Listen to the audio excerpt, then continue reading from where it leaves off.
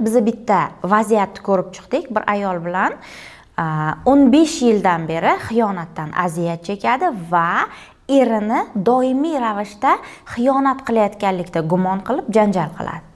Uni og'riqlarini ko'targanimizda onasi otasini xiyonati orqali yillab jabrlangan va o'sha ayol turmushga chiqmagan paytida onasini holatini ko'rgan. Dadasiga hech narsa deya olmagan, chunki u qizi, nimaga onamni qiynayapsan, nima haqqing bor deya olmagan. Ba'zi onasi bilmagan vaziyatlarni ham qiz dadasi xiyonat qilayotganligini bilib turgan. Ana o'sha alamni erdan oladi. O'sha dadaga ayta olmagan gaplarini erga aytadi va o'sha og'rig'i bosadi. Bu xuddi shu narsaga o'xshaydi.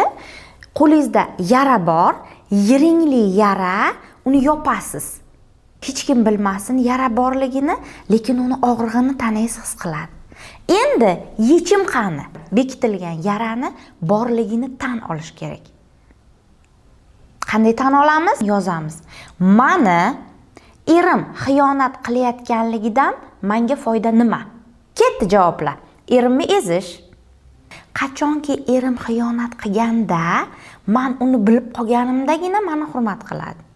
Boshqa payt unaqa narsa ola olmayman. Boshqa vaziyatda men undan mehr, e'tibor kutishim ilojisi yo'q.